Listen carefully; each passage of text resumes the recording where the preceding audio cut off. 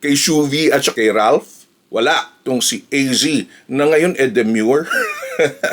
Na-express na niya, pero kumbaga, I still need to be convinced. Let's see. If you know, you know. So kailangan bigyan right away, kundi mapapanis itong mga love teams na to. Oy, oy, oy, oy, oy! This is your Kuya Mike and this is for Oy mga Kuyakoy. Ayan, alright. So mas maganda na yung ating introduction. Oy, oy, oy, oy! Alright, Kuya Mike again from America.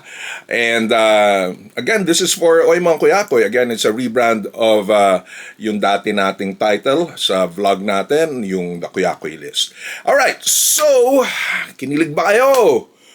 Nagsisigaw ba kayo? Nagkakagulo ba kayo habang nanonood inside Araneta or even outside sa Araneta, timbahay? Ako naman, nakikinood lang naman ako sa mga snippets dito. I tried na manood through I Want TFC. For some reason, hindi ko siya nakita. Or I checked it like probably a day before yung show mismo. 2 days, 3 days, sabi ko, wala eh.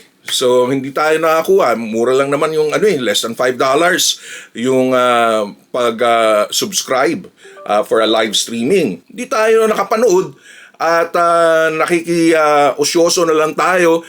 Pero, all these videos are giving ng paglayag. Okay? Pag na natin paglayag ng several couples. And of course, yung ating bias na as Ralph.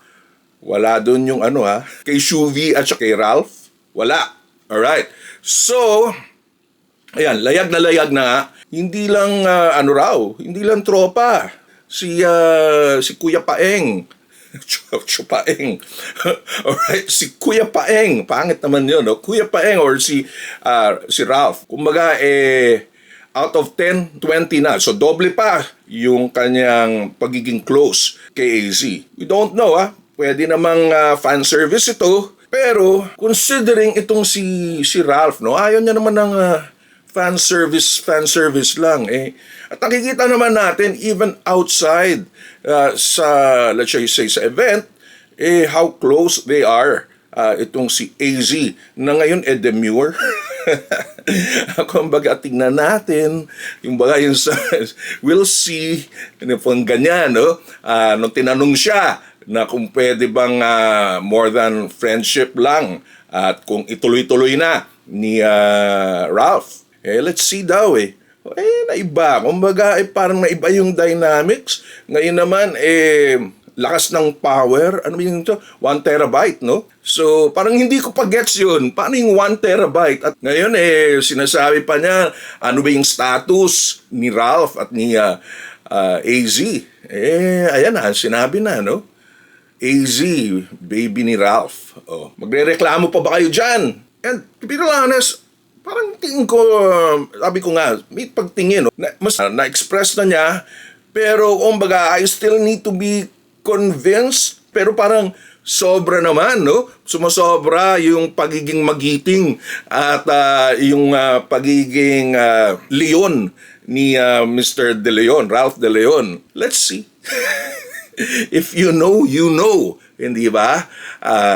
Pero alam mo, ang nakita ko talaga na parang yung sumayaw si River at saka si AZ, yung snippets na kung saan grabe yung palakpak ni Ralph, no? While watching them, ito yung sinasabi ni Ralph na pwede siyang maging second para lang maiangat nung, let's just say, girlfriend niya, kung ano yung mga aims niya sa buhay, kung ano yung mga plano niya sa buhay. Nakikita naman natin na gaano ka-supportive si Ralph kay AZ.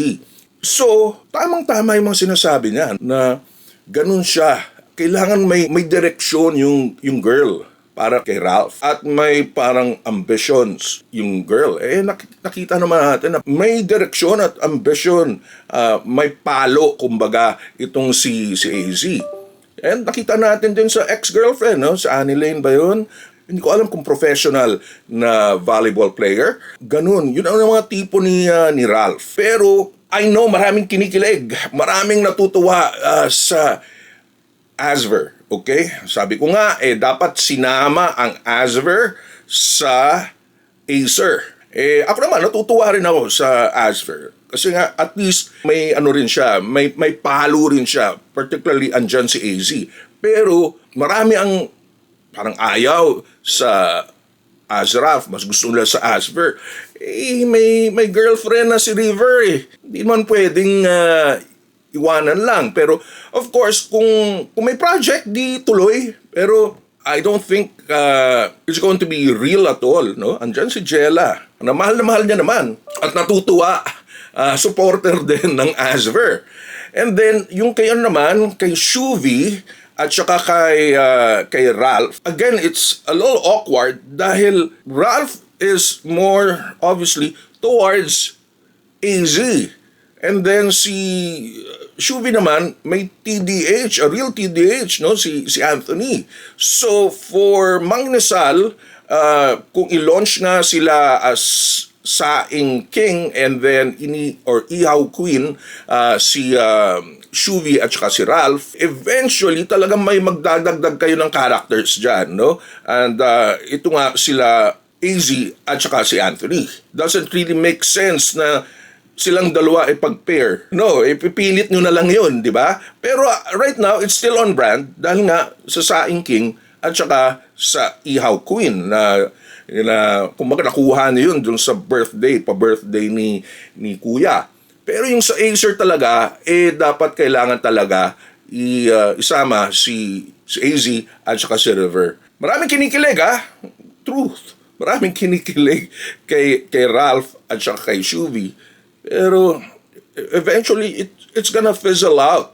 And yung interest regarding sa brand ng Acer, it's going to be mocked ng mga kabilang party. Lalo na yung mga taga AZ and Ralph. Sayang yung brand ng Acer. Kung hanggang dun lang, no? Yung pa-fan service lang. Kitang-kita nyo naman, naka-angkla lang si Mr. Ralph, no? Pero iba talaga yung pag-holding hands, clasp with AZ.